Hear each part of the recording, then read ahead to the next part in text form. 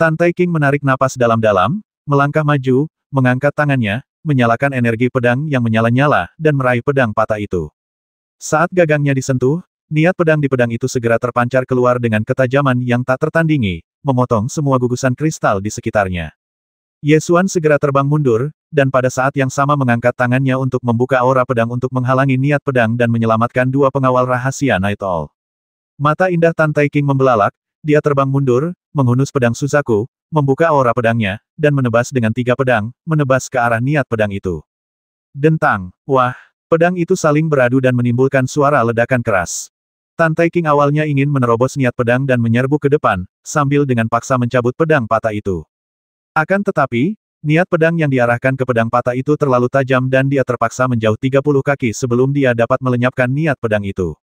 Ye Xuan memanfaatkan kesempatan saat niat pedang melesat keluar dari pedang yang patah itu, melepaskan pikiran sucinya untuk melilitnya, dan menahan rasa sakit dari pikiran suci itu, merasakan niat pedang yang ditinggalkan oleh Dewa Pedang Xuan Li Ge. Meskipun dia memperoleh rumah harta karun Dewa Pedang, niat pedang Dewa Pedang Xuan Li Ge tidak tertinggal di rumah harta karun Dewa Pedang. Awalnya dia merasa sedikit menyesal, tetapi melihatnya di sini adalah sebuah kesempatan. Niat pedang adalah ringkasan dari kultivasi seumur hidup seorang praktisi pedang, yang memuat seluruh bidang pedang sang praktisi pedang.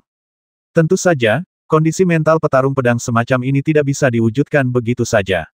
Setelah menyaksikan niat pedang Kaisar Dewa King Qiao dan Dewa Pedang Xuan Li Ge, Ye Xuan menemukan bahwa tempat-tempat di mana niat pedang dapat ditinggalkan semuanya tertinggal setelah perang besar. Misalnya, di kuil Mohou, pedang yang membasmi Mohou memiliki niat pedang Kaisar Dewa King Qiao di atasnya. Sekarang, sama saja, niat pedang Dewa Pedang Xuan Li Ge masih ada di pedang patah yang memaku leluhur Ibel Suci hingga mati. Dapat dilihat bahwa niat pedang yang dapat diwariskan turun-temurun merupakan hasil serangan kekuatan penuh dari seorang ahli pedang. Ye Xuan mengambil risiko merusak pikiran spiritualnya dan memaksa pikiran spiritualnya untuk menghadapi niat pedang. Pada saat pikiran spiritualnya terputus, ia menangkap konsepsi artistik dari niat pedang. Lambat laun, Ye Xuan merasakan perbedaan niat pedang antara Dewa Pedang Xuan Li Ge dan Kaisar Dewa King Xiao. Niat pedang Kaisar Dewa King Qiao begitu berat dan kuat sehingga bahkan dapat mengembun menjadi pedang batu besar. Niat pedang Dewa Pedang Xuan Li Ge secepat kilat dan bahkan lebih tajam.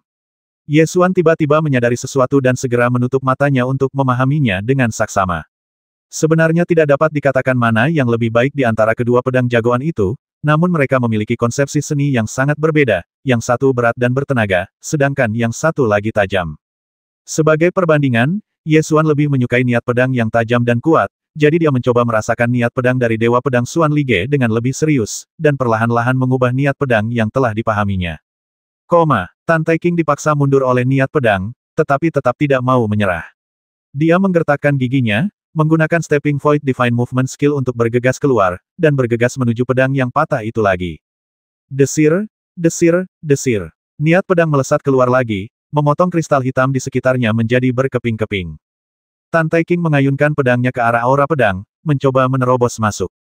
Namun, setiap kali ia mendekat, ia terdorong mundur oleh aura pedang yang mendekat. Hal ini terjadi puluhan kali, tetapi ia tetap tidak bisa mendekat. Ye Xuan tidak peduli dengan banyaknya orang yang hadir. Dia menghadapi niat pedang dan mulai bertarung dalam kehampaan abadi. Dia memasukkan niat pedang ke dalamnya dan mulai memahami niat pedang Dewa Pedang Xuan Li Ge dalam kehampaan abadi. Dengan menggabungkan niat pedang Dewa Pedang Xuan Li Ge dan niat pedang Kaisar Dewa King Xiao, Anda dapat mengalami konsepsi artistik yang berbeda dari dua niat pedang dan perlahan-lahan memahami niat pedang Anda sendiri.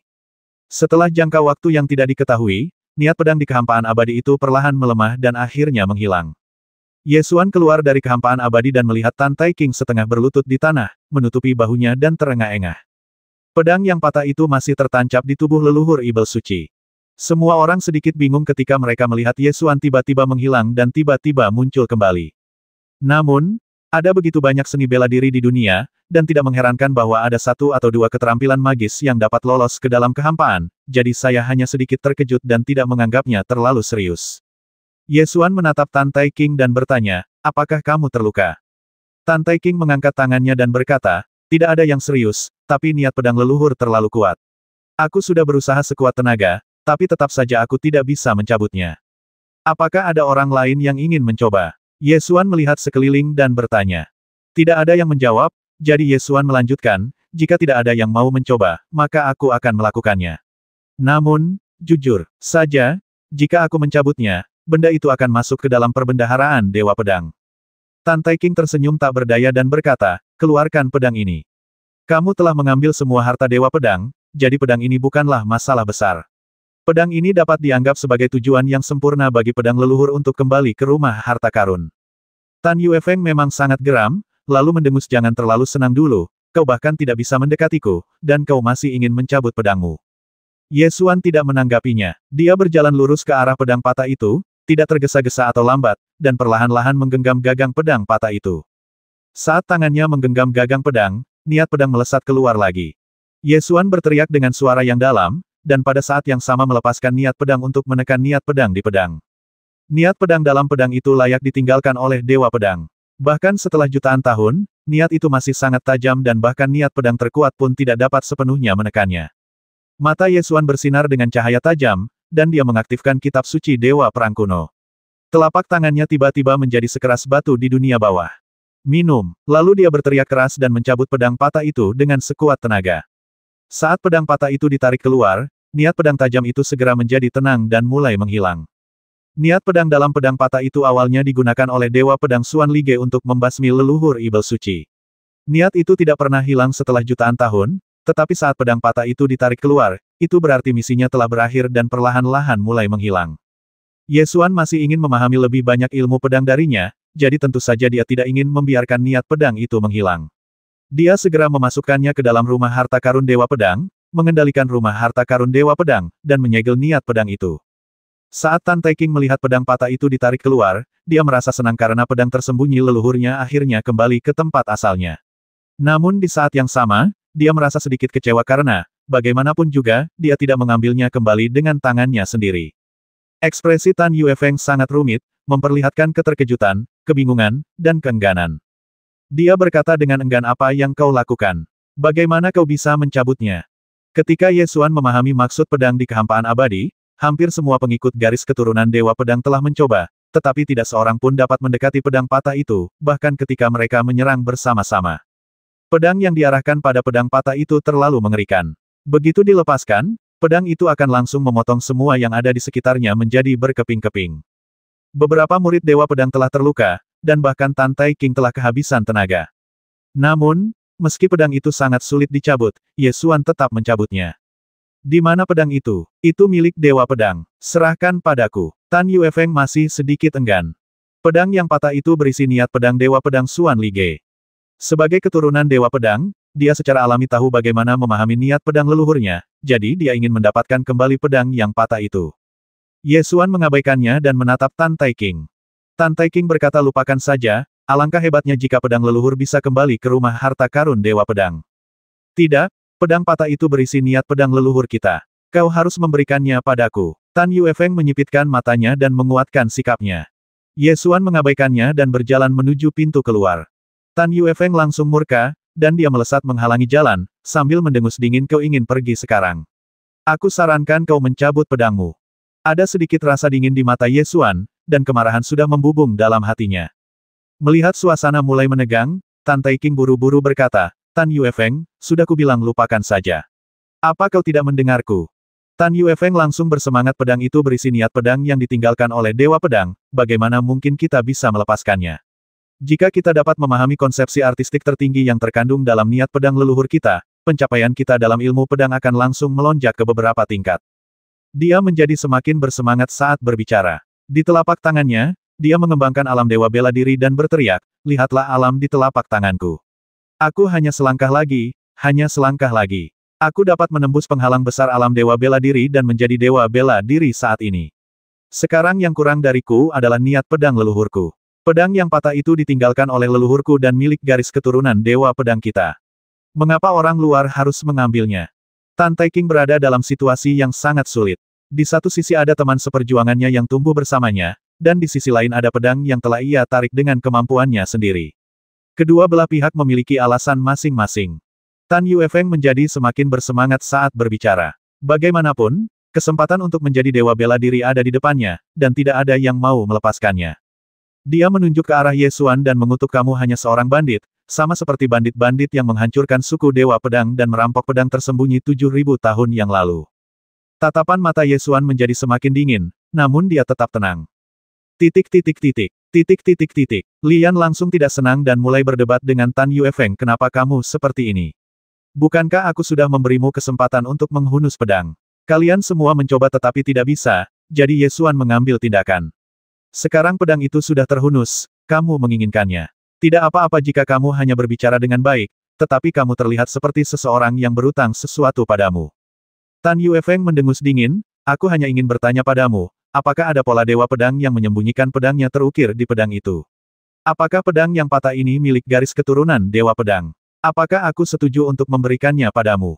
Jika aku tidak setuju, dan kau ingin mengambilnya, apalagi yang bisa kau lakukan selain menjadi perampok? Ye Xuan tertawa marah dan berkata dengan suara dingin, kau menginginkan pedang patah itu, kan? Baiklah, ambil saja, lalu, tutup mulutmu yang bau itu.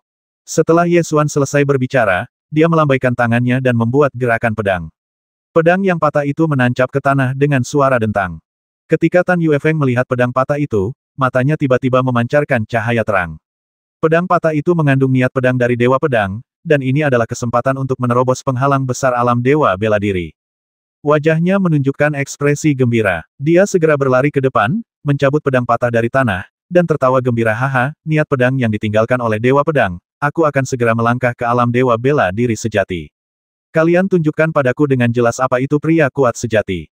Sambil tertawa, dia membenamkan pikirannya ke dalam pedang yang patah, mencari maksud pedang itu dan merasakan alam pedang Dewa Pedang Xuan Li Ge. Awalnya ekspresinya masih sangat bersemangat, tetapi setelah beberapa saat, ekspresinya mulai berubah.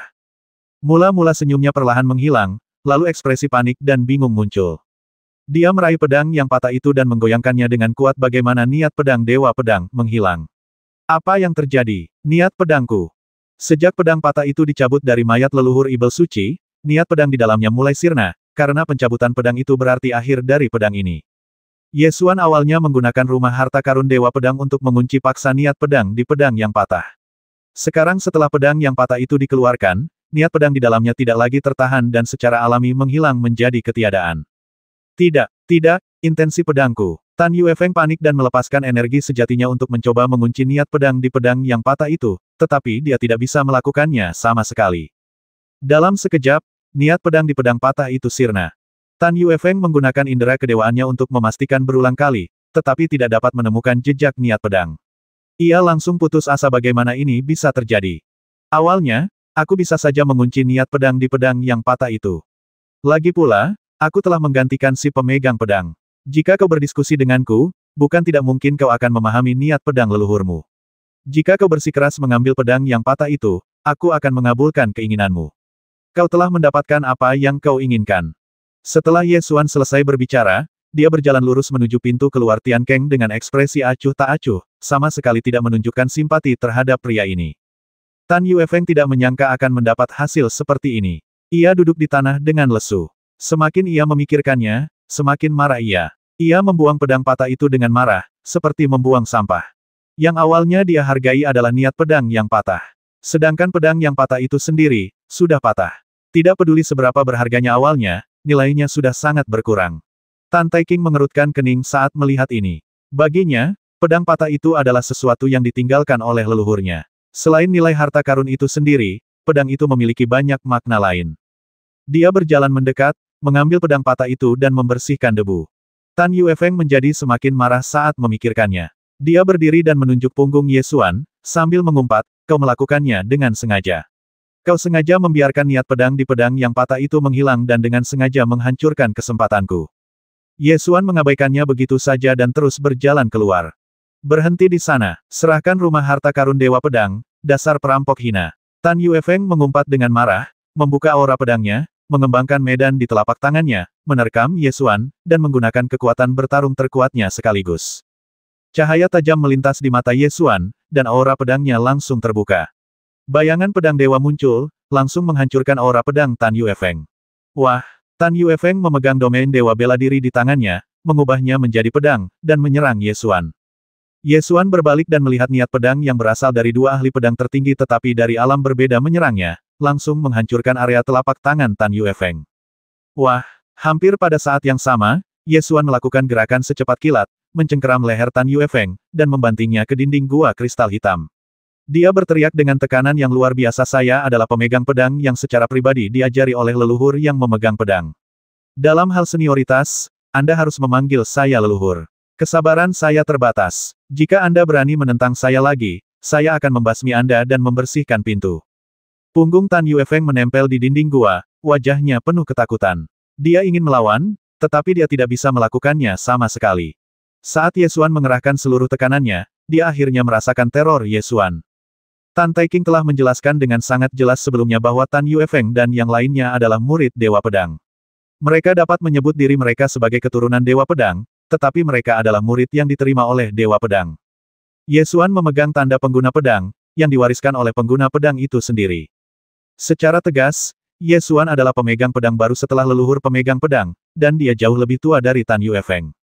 Setelah Ye Xuan berhasil menaklukkan Tan Yuefeng, dia mengusirnya dengan satu jentikan tangannya, dan berkata kepada semua murid Dewa Pedang dengan nada bermartabat, dengarkan baik-baik, aku adalah master pedang yang diajari secara pribadi oleh leluhur master pedang, penerus ortodoks Dewa Pedang. Jika kalian berani mengatakan sepatah kata omong kosong kepadaku lagi, jangan salahkan aku karena telah membersihkan sekte ini. Para murid Dewa Pedang saling memandang, tidak dapat menerima kenyataan ini untuk sesaat, tetapi tidak memiliki cara untuk membantahnya. Pada akhirnya, mereka hanya bisa menundukkan kepala dan menerima kenyataan ini. Gali tulang-tulang leluhur Ibel Suci dan pergi dari sini. Ye Xuan mengeluarkan perintah terakhir, dan pengawal rahasia Night Owl bersiap untuk menggali tulang-tulang leluhur Ibel Suci. Tepat pada saat itu, suara keras terdengar di luar pintu masuk Tiankeng. Wah, dua penjaga rahasia Night Owl mengerang dan terjatuh. Segera setelah itu, sekelompok setan surgawi menerobos ke dalam ruang bawah tanah, dipimpin oleh Raja Setan Surgawi. Raja Ibel Surgawi ini tak lain adalah paman dari Pangeran Kuilong dari Kerajaan Ibel Surgawi kuno, Raja Ibel Yama. Raja Ibel Yama memegang Horcrux di tangannya dan tertawa terbahak-bahak, terima kasih telah mencabut pedang terkutuk itu. Tubuh leluhur Ibel Suci kita akhirnya dapat melihat cahaya matahari lagi. Semua orang terkejut ketika mereka melihat setan surgawi menerobos masuk. Ye Xuan menyipitkan matanya sedikit, dan segera menemukan sesuatu. Dia bertanya, jadi, kalian sudah menggali tanah pemakaman, dan kemudian dengan sengaja membiarkan kami masuk untuk mencabut pedang yang patah. Titik. Tentu saja. Kalau tidak, apakah menurutmu klan Ibel Langitku akan menghabiskan waktu sebulan dan tetap tidak dapat menggali kuburan? Raja Ibel Yama mengangkat kepalanya dan tertawa. Ye Xuan merasa ada sesuatu yang salah sejak awal. Meskipun mayat leluhur Ibel Suci terkubur ribuan kaki di bawah tanah, bagi orang kuat di atas alam martial Sein, mayat itu dapat ditembus hanya dengan beberapa pukulan. Tidak ada alasan mengapa mayat leluhur Ibel Suci tidak dapat digali dalam waktu sebulan. Sekarang setelah kupikir-pikir, hanya ada satu alasan mengapa klan setan langit tidak mengambil mayat leluhur setan suci, yaitu karena niat pedang di pedang yang patah itu terlalu kuat, bahkan Raja Setan Langit pun tidak dapat berbuat apa-apa. Namun, masih ada satu hal yang belum dipahami Ye Xuan. Itu hanya mayat yang sudah mati sejak zaman dahulu kala. Apa gunanya menggalinya? Baiklah, kenapa tidak meminta teman lama untuk memberitahumu? Kata Raja Ibel Yama sambil melemparkan Horcrux di tangannya ke udara. Horcrux hitam itu melayang di udara dan sebuah roh keluar darinya.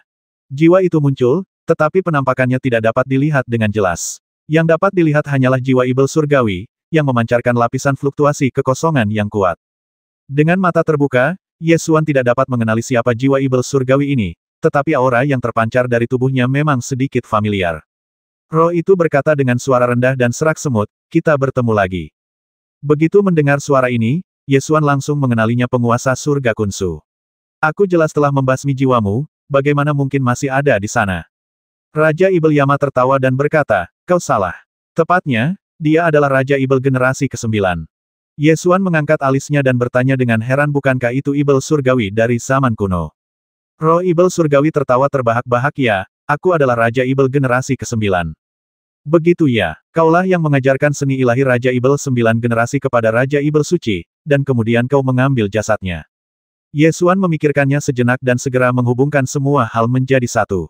Saat pertama kali bertemu dengan penguasa Kunsutian, saya mendengar dia berkata bahwa dia telah kehilangan Void Spirit Blade An 7.000 tahun yang lalu. Saat itu, aku tidak tahu bagaimana Dewa Kunsutian bisa bertahan selama 7.000 tahun, tapi sekarang akhirnya aku mengerti. Hanya saja aku masih belum mengerti satu hal. Aku sudah membasmi jiwamu. Dari mana asalmu?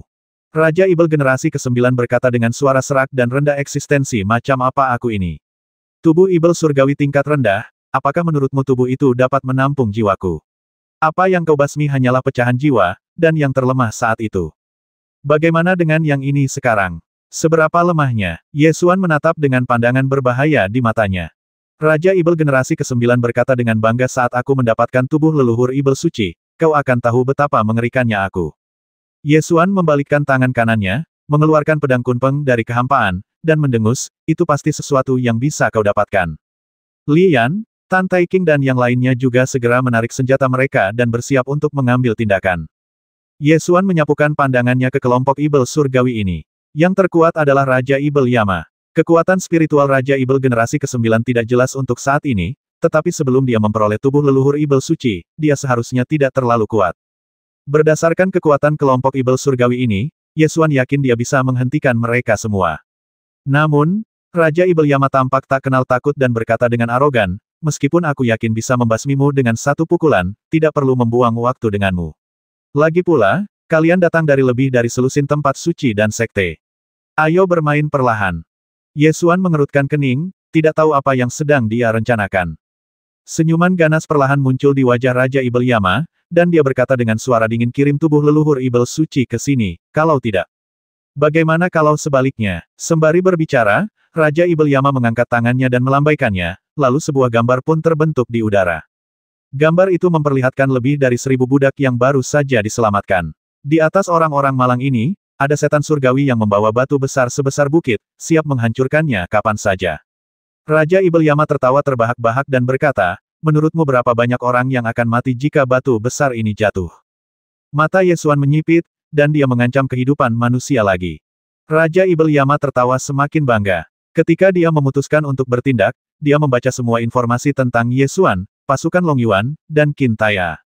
Dari informasi ini, ia mengetahui bahwa Ye Xuan dan Raja Ibel kecil Fai pernah bertempur di istana Longhua milik Kaisar Manusia. Saat itu, Raja Ibel kecil Fai hampir terbasmi. Pada akhirnya, Raja Ibel Fatianlah yang mengancam Raja Ibel kecil Fai dengan sekelompok warga sipil manusia untuk menyelamatkan hidupnya. Tidak masalah kalau caranya sederhana, yang penting efektif. Jadi Raja Ibel Yama hanya meniru metode ini dan melakukannya dengan sangat mudah. Raja Ibel Yama tertawa semakin bangga, ku dengar ras manusia sangat memperhatikan seni bela diri, dan kondisi mental sangatlah penting. Konon katanya ada seorang pendekar manusia yang hampir mencapai puncak seni bela diri, tetapi karena ia tidak sengaja membasmi kekasihnya, kondisi mentalnya pun runtuh, dan ia menyesali seluruh hidupnya, dan akhirnya seni bela dirinya pun berhenti. Apakah kau ingin mencobanya?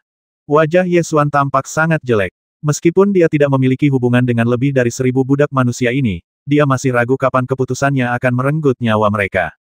Namun, setelah diancam oleh Raja Ibel Fatian, Ye Xuan juga belajar sesuatu.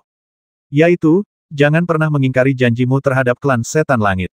Ketika Qin Taya memenjarakan Raja Ibel kecil Fai, dia berkata bahwa jika Raja Ibel kecil Fai melarikan diri kembali ke negara kuno Tianyao, maka Raja Ibel Fatian akan dengan senang hati membasmi sekelompok manusia itu untuk merayakannya. Maka kini Ye Xuan mengarahkan pedangnya ke tubuh leluhur Ibel suci dan berkata sambil tersenyum, lalu menurutmu apa yang akan tetap utuh setelah aku menusuknya dengan pedangku? Kau, jiwa Raja Ibel generasi ke-9 dan Raja Ibel Yama menunjukkan kemarahan pada saat yang sama. Ye Xuan terus tersenyum dan berkata pemerasan adalah sesuatu yang bisa dilakukan sekali. Membosankan jika dilakukan berulang-ulang. Raja Ibel Yama mendengus dingin, apakah kau tidak takut aku akan memerintahkan ribuan semut hina itu untuk dihancurkan menjadi bubur? Ayo, kita saling menyakiti. Mari kita lihat siapa yang lebih menderita. Ye Xuan menusukkan pedang kunpeng ke kristal hitam, siap untuk memotong tubuh leluhur Ibel suci menjadi beberapa bagian kapan saja. Kedua belah pihak saling berhadapan, dan Ibel menggunakan kehidupan 1000 budak manusia sebagai ancaman. Ye Xuan memegang tubuh leluhur Ibel suci dan berpikir cepat dalam benaknya. Bagi para Ibel surgawi, kehidupan budak manusia sama tidak berharganya dengan rumput. Fakta bahwa para Ibel surgawi tidak memilih untuk bertarung sampai mati sudah cukup untuk menunjukkan bahwa tubuh leluhur Ibel suci sangat penting bagi mereka. Raja Ibel ke-9 adalah Raja Ibel surgawi yang sudah ada sejak zaman kuno. Jika dia berada di masa kejayaannya, dia pasti sangat kuat. Namun, ketika dia muncul sebagai penguasa surga Kunsu, dia tidak menunjukkan kekuatan yang seharusnya dimiliki oleh seorang Raja Ibel kuno. Dari titik ini, dapat disimpulkan bahwa keberadaan Raja Ibel generasi ke-9 saat ini pasti memiliki beberapa kekurangan. Sebenarnya tidak sulit untuk menebaknya jika Anda memikirkannya dengan saksama. Dari 9 leluhur ibel besar di zaman dahulu, ada yang meninggal dunia, ada pula yang cacat, dan tidak ada satupun yang dapat bertahan hidup secara normal hingga saat ini. Di antara mereka, yang paling jelas adalah leluhur ibel dari Dewa-Dewi yang turun.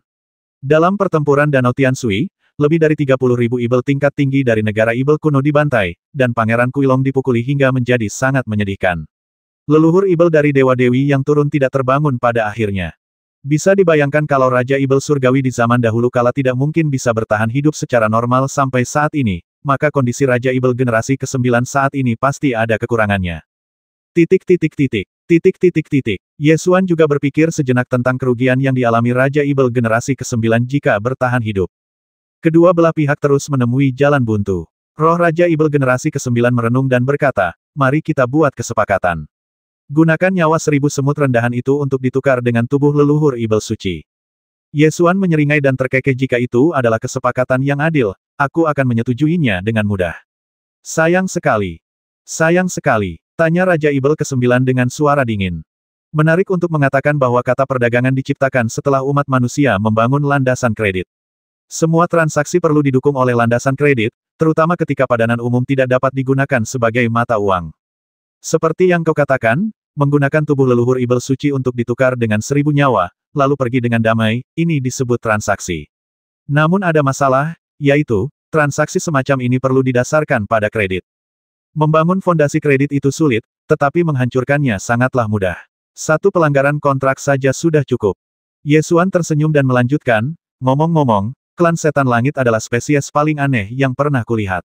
Setiap kali transaksi selesai, mereka akan merobek perjanjian dan membasmi orang untuk menambah kesenangan. Basis kreditmu telah anjlok ke angka negatif.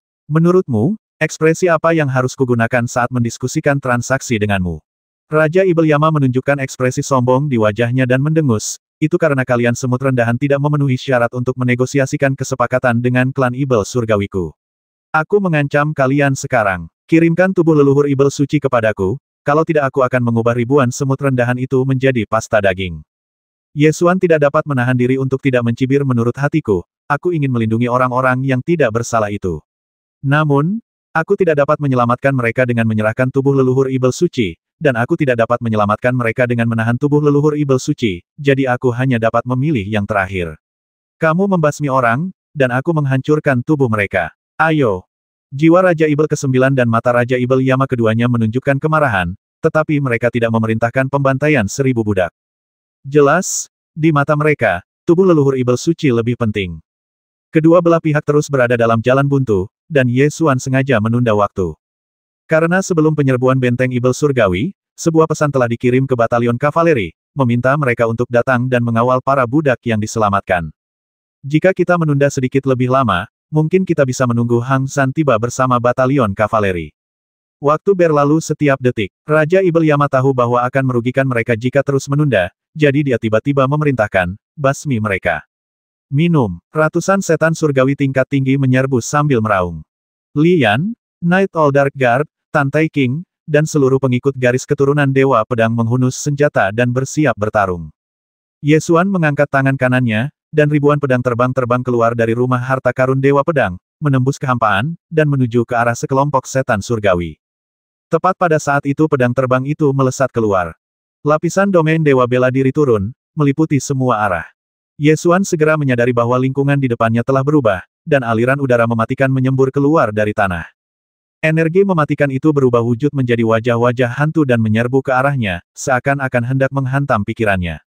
Saat dia melihat perubahan dalam penglihatannya, Ye Xuan tahu bahwa ini adalah wilayah Dewa Seni Bela Diri. Domain Dewa Bela Diri memang merupakan wilayah penindasan, dan tidak ada waktu untuk bereaksi sebelum ditarik ke dalam domain tersebut.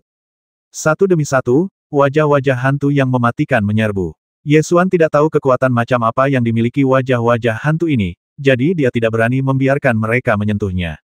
Dia segera mencubit formula pedang dan mengendalikan pedang terbang untuk menghancurkan wajah-wajah hantu itu.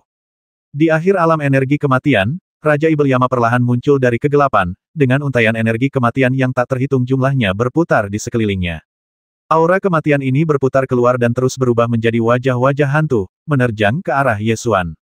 Wajah-wajah hantu makin banyak bertebaran di lapangan, ribuan dan ribuan, tak terhitung jumlahnya. Ye Xuan mengerahkan seluruh kekuatan spiritualnya, melepaskan semua pedang yang tersembunyi di rumah harta karun Dewa Pedang. 30.000 pedang terbang berputar-putar dan menari-nari di udara, menghancurkan setiap wajah hantu. Namun, wajah-wajah hantu ini terbentuk dari kondensasi energi kematian. Setelah hancur, mereka berubah menjadi aliran energi kematian dan menghilang. Setelah beberapa saat, mereka mengembun lagi dan berubah menjadi wajah-wajah hantu baru.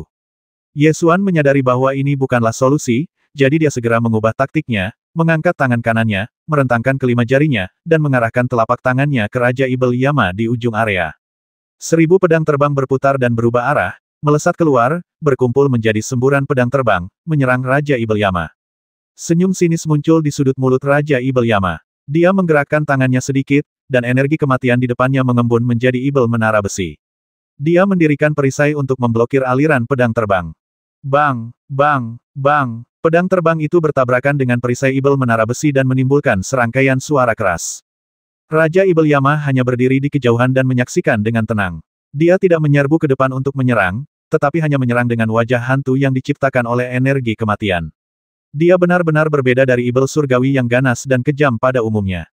Ye Xuan tahu betul bahwa meskipun dia sangat kuat dan bahkan dapat bersaing dengan Dewa Bela Diri yang kuat, dia sebenarnya tertekan di ranah seni bela diri. Dunia seni bela diri bukan hanya untuk pertunjukan. Dengan kekuatan tempur yang kuat, seseorang dapat melawan para ahli seni bela diri dalam waktu singkat. Namun, ketika dunia seni bela diri ditekan, seseorang tidak dapat membuang-buang waktu. Jika kita terus membuang-buang waktu, situasinya akan menjadi semakin tidak menguntungkan. Apa yang dilakukan Raja Ibel Yama ini adalah menunda-nunda, dan dia sangat tenang dan tidak terburu-buru sama sekali. Ye Xuan segera menyadari bahwa Raja Ibel Yama ini sangat licik dan akan merugikannya jika dia terus membuang waktu bersamanya. Setelah menyadari hal ini, Ye Xuan bergerak, menggunakan teknik gerakan ilahi melangkah ke dalam kekosongan dan bergegas menuju Raja Ibel Yama. Raja Ibel Yama tidak terburu-buru. Senyum semuanya terkendali muncul di wajahnya, dan dia mengangkat tangannya untuk mengendalikan wilayah Dewa Perang. Energi kematian melonjak di sekelilingnya, dan Ye Xuan tiba-tiba merasakan firasat aneh. Dia menggunakan teknik gerakan ilahi langkah ke dalam kekosongan secara ekstrim, tetapi dia masih tidak dapat mendekati Raja Ibel Yama. Seakan-akan ada jurang yang tak terjembatani antara kami dan orang lain. Sekencang apapun kami berlari, kami tak dapat mendekat. Jarak selalu tetap pada level itu, tak semakin menjauh maupun mendekat. Menyerahlah. Ini adalah wilayah Dewa Perang yang sebenarnya. Semut-semut Sein bela diri dan dewa-dewa bela diri tidak pernah berada pada level yang sama. Raja Ibel Yama menunjukkan sedikit ejekan di wajahnya, seolah-olah dia bisa mengendalikan segalanya di wilayah itu. Ye Xuan menggunakan teknik gerakan ilahi melangkah ke dalam kekosongan secara maksimal.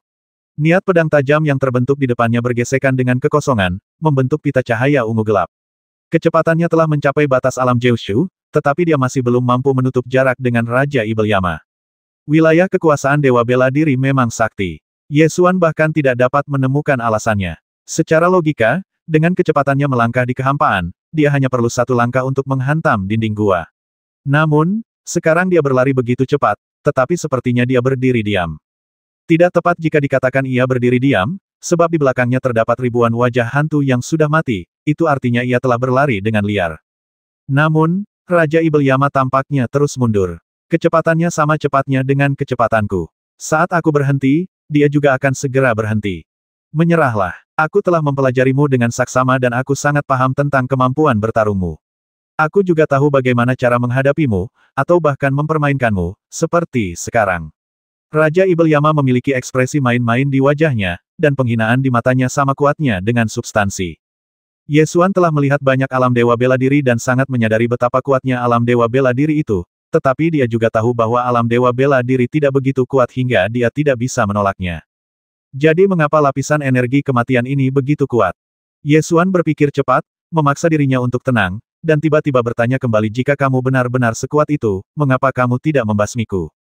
Raja Ibel Yama tetap menyunggingkan senyum jenaka di wajahnya dan menjawab, karena aku belum cukup bersenang-senang. Titik. Ye Xuan menggoyangkan jarinya dan berkata, bukannya kamu tidak cukup bersenang-senang, tetapi kamu tidak bisa melakukan apapun padaku, jadi kamu hanya bisa menggunakan metode ini untuk menahanku. Ada kilatan keterkejutan di mata Raja Ibel Yama, tetapi dia segera menyembunyikannya dan mencibir, aku harus menahanmu. Konyol, aku bisa membasmimu kapan saja aku mau. Ye Xuan menyadari tujuan pihak lain, tatapan cerah melintas di matanya, dan dia mendengus. Tentu saja kamu ingin menahanku untuk memberi kesempatan pada jiwa Raja Ibel generasi ke-9 untuk merebut tubuh leluhur Ibel suci. Tapi kamu mengacaukannya. Saat Ye Xuan berbicara, dia tiba-tiba berbalik dan menebas dengan pedang. Pedang guntur memotong tanpa batas. Dentang. Raja Ibel Yama membuka matanya lebar-lebar dan ingin menghentikannya, tetapi sudah terlambat. Cahaya pedang menebas ke bawah, dan niat pedang yang tidak bisa dihancurkan langsung memotong medan energi kematian. Ye Xuan bergegas keluar dari area aura kematian dan tepat pada waktunya melihat Li Yan dan Tan Tai King mengelilingi tubuh leluhur Ibel suci dan bertarung dengan Ibel surgawi. Roh Raja Ibel ke-9 berubah wujud menjadi sosok yang mengerikan dan mencekam. Serangannya begitu dahsyat hingga beberapa pengawal rahasia Night Owl terluka. Li Yan dan Tan Tai King menggunakan semua kartu truf mereka dan mengandalkan kekuatan burung Vermilion yang bangkit untuk menghentikan Raja Ibel generasi ke-9. Roh Raja Ibel ke-9 mengembun menjadi ribuan tombak dan menyerbu ke arah Li Yan dan pria lainnya. Tombak perang jiwa melesat keluar, Li Yan mengulurkan tangan kirinya untuk meraihnya, dan berusaha sekuat tenaga untuk melawan, tetapi masih dipaksa mundur terus-menerus. Tan Tai King mengacungkan pedang Suzaku dan melawan dengan sekuat tenaga. Meski begitu, Raja Ibel generasi ke-9 masih merobek celah, dan jiwanya tiba-tiba menukik ke bawah, menyerbu ke arah tubuh leluhur Ibel suci. Pada saat kritis ini, Ye Xuan bergegas keluar dari area aura kematian, membuat gerakan pedang dengan tangannya dan menunjuk dengan satu jari. Puluhan pedang terbang keluar dari kehampaan untuk mencegat Raja Ibel generasi ke-9. Niat pedang memiliki kekuatan membasmi yang sangat kuat pada jiwa. Raja Ibel generasi ke-9 tidak berani menahan niat pedang pada pedang terbang dan segera berhenti. Ding, ding, ding, pedang terbang itu dipaku ke tanah bagaikan tetesan air hujan. Selama penundaan ini, Ye Xuan sudah terbang, menendang tubuh leluhur Ibel suci ke udara, lalu menusuk ke atas dengan pedang. Cahaya pedang menembus ruang bawah tanah. Ye Xuan meraih peti mati kristal yang terkondensasi dari gugusan kristal hitam, bergegas keluar dari ruang bawah tanah, dan terbang tinggi ke langit. Roh Raja Ibel ke-9 mengejarnya sambil meraung marah. Ye Xuan menunjuk dengan tangan kirinya, dan 10 pedang terbang keluar dari kehampaan dan dipaku ke peti kristal. Peti kristal itu terangkat oleh pedang terbang dan melayang di udara. Raja Ibel generasi ke-9 mendengus marah semut. Aku menyarankanmu untuk menyerahkan tubuh leluhur Ibel suci, kalau tidak, kau akan menyesalinya. Saya tidak mau menyerahkannya, apa yang bisa Anda lakukan? Semakin gugup pihak lain terhadap tubuh leluhur monster Ibel suci, semakin percaya diri Ye Xuan.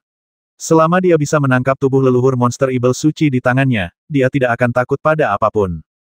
Raja Ibel ke-9 sangat marah, dan jiwanya menjadi semakin mengerikan dan menjijikan, tetapi dia tidak punya cara untuk menghadapi Ye Xuan. Di ruang bawah tanah, Li Yan, Tan Tai King, dan pengawal rahasia Night Owl segera menginjak dinding gua dan dengan cepat bergegas keluar dari gua yang dibuka oleh Ye Xuan. Tan Yuefeng juga segera menggunakan keterampilan tubuhnya untuk mengejar, tetapi begitu dia bergerak, lapisan domain Dewa Bela Diri menyelimutinya. Energi kematian bangkit dari segala penjuru, berubah menjadi wajah-wajah hantu yang berputar-putar dan menari-nari di sekelilingnya.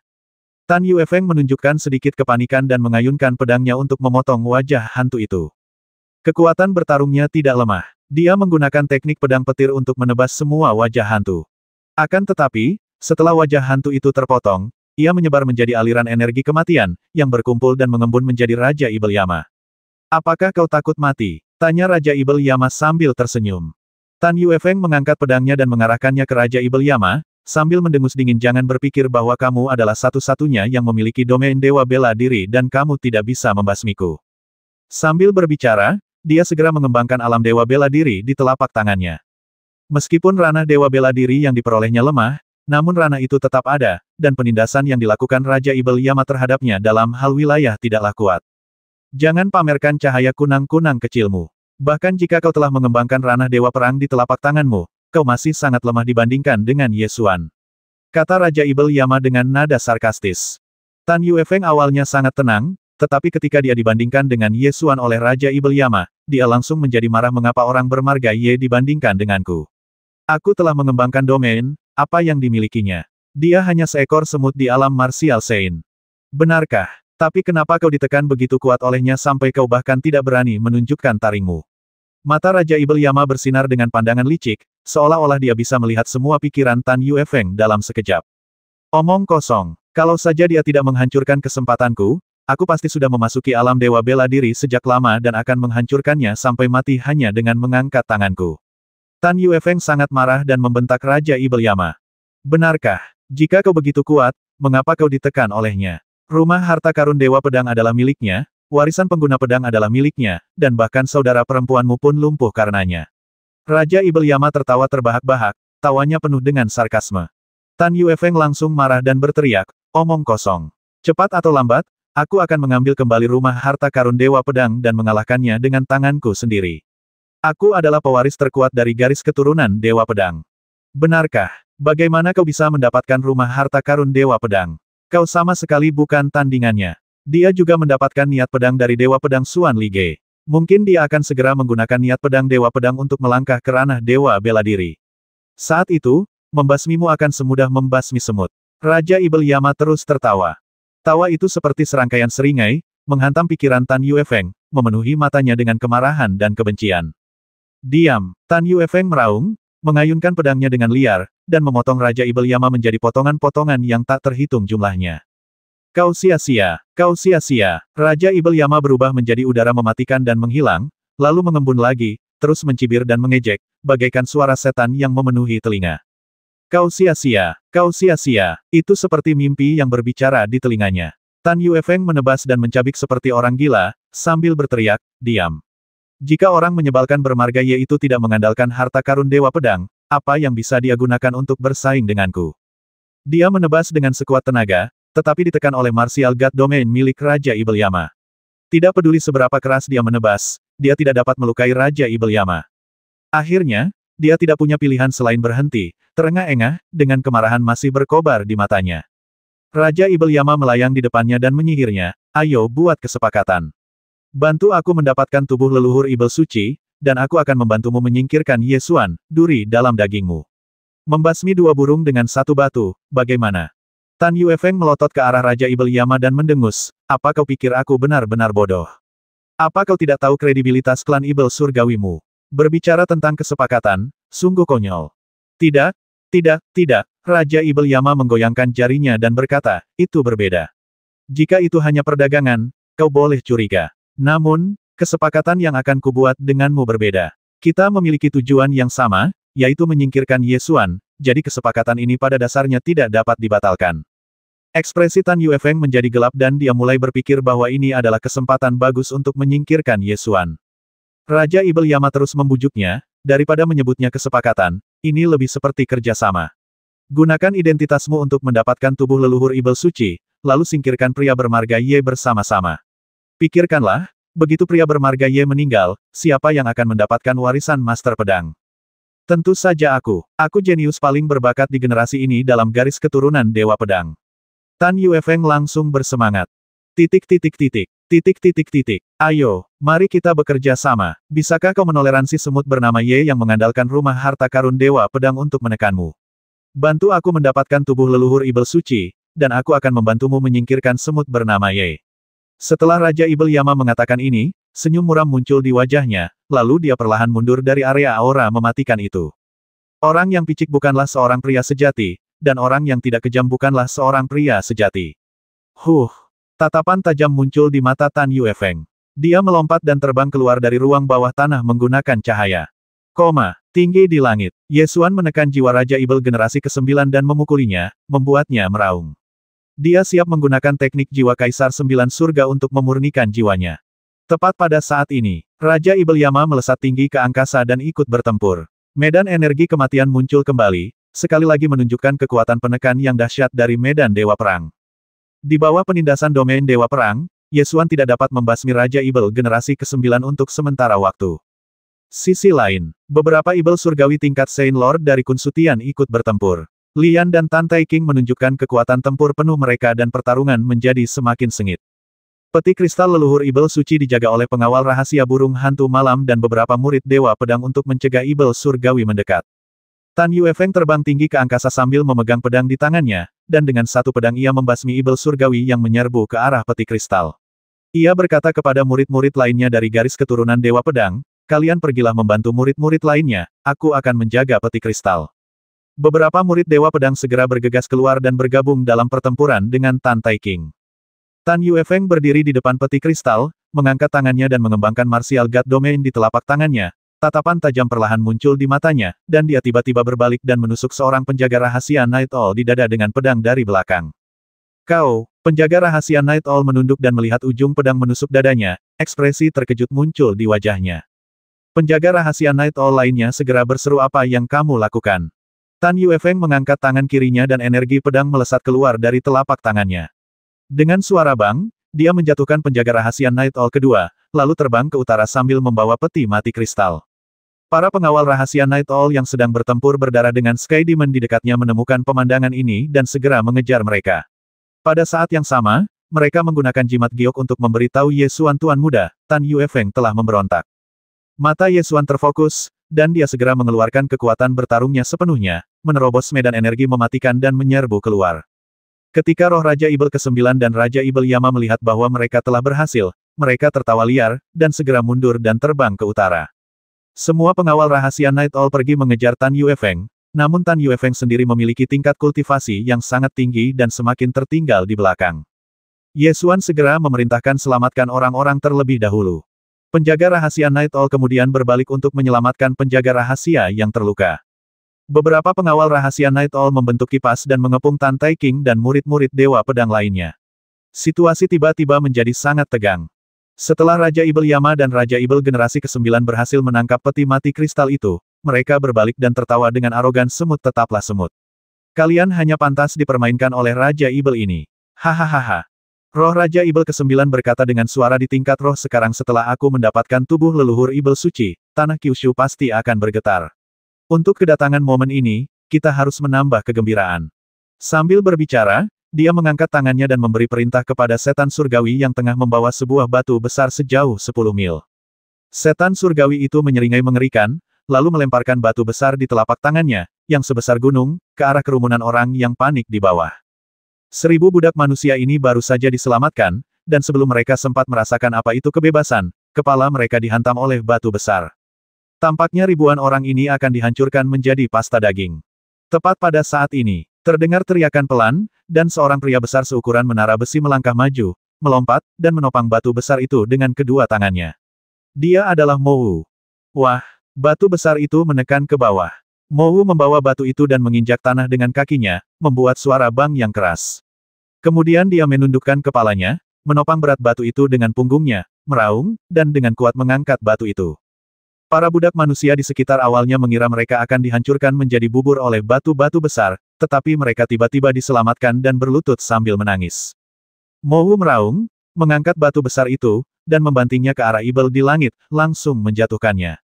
Tak lama kemudian terdengarlah suara derap kaki kuda, tanda datangnya batalion kavaleri.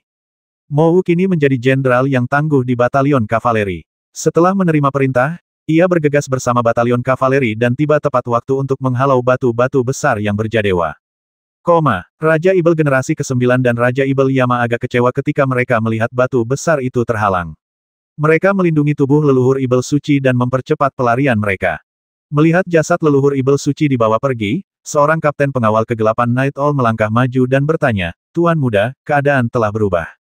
Apakah Anda ingin mengevaluasi kembali kesulitan menyerang Kun Sutian? Qintai tidak datang sendiri untuk menyerang Kun Sutian kali ini, karena kota Wangbei membutuhkan orang kuat untuk mengambil alih. Menurut rencana semula, Kun Sutian dapat ditangkap, tetapi sekarang Raja Ibel generasi ke-9 telah memperoleh tubuh leluhur Ibel kuno, dan segalanya telah berubah. Raja Ibel ke-9 akhirnya mendapatkan tubuh yang kuat. Dia tidak dapat menahan tawa dan berkata, ketika aku melakukan pengorbanan darah untuk menghidupkan kembali tubuh leluhur Ibel suci, aku akan membuat kalian semut-semut rendahan berlutut dan tunduk padaku. Lian berlari dan bertanya, Otang pembawa sial. Mereka sudah pergi begitu jauh sehingga kita tidak bisa menangkap mereka. Apa yang harus kita lakukan sekarang?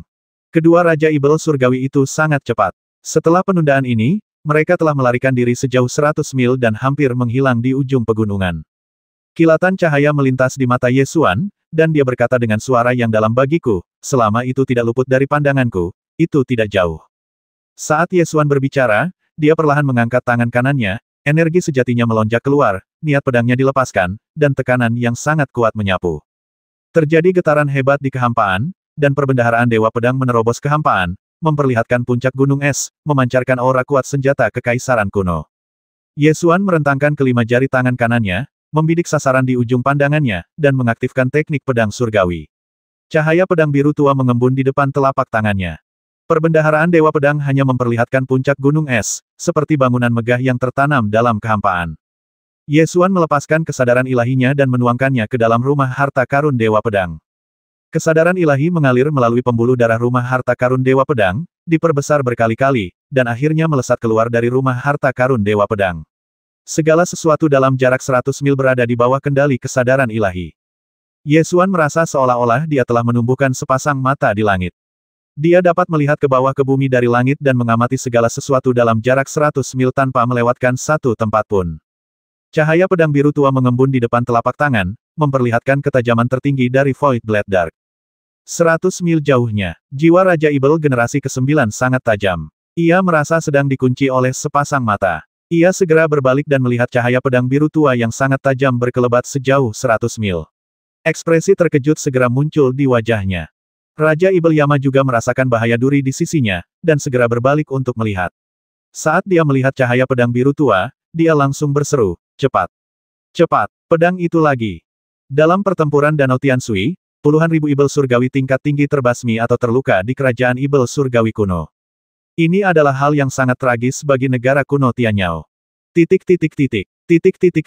Oleh karena itu, negara kuno Tianyao secara alami harus mencari tahu semua yang terjadi pada saat itu. Pada saat itu, ada banyak sekali Ibel surgawi di Danau Tianshui. Meskipun Ye Xuan membasmi hampir semuanya, masih ada beberapa yang lolos. Kerajaan Ibel surgawi kuno menggunakan teknik rahasia untuk mencari jiwa-jiwa Ibel surgawi yang melarikan diri dan memperoleh adegan memori pertempuran di Danau Tianshui. Raja Ibel Yama telah mempelajari dengan saksama adegan kenangan ini, jadi dia sangat terkesan dengan cahaya pedang biru tua ini cepat. Maju. Raja Ibel generasi ke-9 bahkan meninggal di Danau Tianshui. Dia bahkan lebih terkesan dengan pedang ini dan bahkan lebih takut tidak. Ini adalah serangan gabungan dari dua prajurit kekaisaran. Tidak ada jalan keluar. Hanya Tan Yuefeng, yang terbang sambil membawa peti mati kristal, tidak mengerti mengapa kedua Raja Ibel surgawi itu begitu ketakutan. Jejak penghinaan muncul di hatinya, dan dia diam-diam berpikir ketika aku mendapatkan rumah harta karun Dewa Pedang, aku akan menghancurkan kalian berdua sampai mati. Cahaya pedang biru tua itu mengembun menjadi bentuk, meledak menjadi cahaya pedang yang menembus langit. Pedang surgawi hancurkan langit. Dentang. Cahaya pedang biru tua menyambar lalu menghilang dalam sekejap. Wah, saat berikutnya, sekelompok pecahan kristal dan awan kabut darah meledak 100 mil jauhnya. Ketakutan Raja Ibel ke-9 terhadap kedua prajurit kekaisaran mencapai puncaknya. Saat cahaya pedang biru tua melesat keluar, dia meraih Tan Yuefeng untuk menghalangi cahaya pedang biru tua itu. Tan Yuefeng awalnya ingin bertanya kepada Raja Ibel generasi ke-9 apa yang sedang dia lakukan, tetapi pada saat berikutnya, dia tertusuk oleh cahaya pedang biru tua, dan tubuhnya meledak menjadi kabut berdarah, dengan ekspresi bingung di wajahnya. Cahaya pedang biru tua menembus puncak Tan Yue, kekuatannya tak berkurang, menembus alam dewa bela diri Raja Ibel Yama, menghancurkan peti kristal, dan menembus tubuh leluhur Ibel suci, meninggalkan lubang besar. Raja Ibel ke-9 sangat marah saat melihat lubang di tubuh leluhur Ibel suci, tetapi dia tidak berani tinggal lama dan segera melarikan diri dengan membawa tubuh leluhur Ibel suci yang telah dimutilasi. Raja Ibel Yama juga berusaha sekuat tenaga untuk terbang menjauh. Dia awalnya melihat pedang ini dalam ingatan Ibel surgawi yang masih hidup dan sangat mementingkannya. Namun, saat dia melihat pedang itu dengan matanya sendiri, dia masih terkejut dengan kekuatannya. Alam dewa bela dirinya tertembus secara langsung dan sama sekali tidak dapat menghalangi pedang tersebut. Dengan kata lain, jika target pedang ini bukan peti kristal melainkan dirinya sendiri, dia pasti akan mati tanpa ada kemungkinan untuk melarikan diri. Mengerikan. Pedang ini lebih mengerikan dari yang kubayangkan. Raja Ibel Yama terkenal dengan strateginya di negara kuno Tianyao. Dia menghadapi setiap musuh dengan sangat serius. Sebelum mengambil tindakan, dia mengamati Ye Xuan dengan saksama, tetapi ketika dia benar-benar melihat pedang ini, dia masih merasa sedikit takut. Meskipun Raja Ibel Yama berinisiatif untuk berkomunikasi dengan Raja Ibel generasi ke-9 dan mengusulkan aliansi, sebenarnya, dalam hatinya, dia sangat meremehkan Raja Ibel generasi ke-9. Seorang Raja Ibel surgawi yang mati di tangan seorang santo bela diri manusia hanyalah sebuah kesia-siaan di matanya. Namun, sekarang dia akhirnya mengerti ketidakberdayaan Raja Ibel ke-9. Raja Ibel generasi ke-9 merenung dan berkata, untungnya, targetnya adalah peti mati kristal. Selama kita bisa lolos dari pedang pertama dan keluar dari jangkauan kesadaran ilahinya, kita juga bisa lolos dari pedang mematikan ini. Sisi lain, saat Yesuan menggunakan pedang surgawi menghancurkan langit, dia akhirnya mengunci targetnya pada peti mati kristal. Awalnya, dia ingin menghancurkan jiwa Raja Ibel generasi ke-9, tetapi jiwa Ibel kuno ini mungkin bukan satu-satunya yang dimilikinya saat ini, jadi mungkin tidak ada gunanya bahkan jika dia menghancurkannya. Variabel terbesar sekarang adalah tubuh leluhur Ibel suci. Aku ingin tahu apa pengaruh Raja Ibel generasi ke-9 ketika dia mendapatkan tubuh leluhur Ibel kuno ini. Oleh karena itu, Yesuan akhirnya mengunci targetnya pada peti mati kristal dan menusuk tubuh leluhur Ibel suci dengan satu pedang. Setelah satu serangan, Raja Ibel generasi ke-9 dan Raja Ibel Yama melarikan diri jauh dengan tubuh leluhur Ibel suci yang hancur. Lebih dari 100 mil jauhnya, mereka tidak memiliki kesempatan untuk menyerang dengan pedang kedua dan hanya bisa menyerah untuk sementara waktu.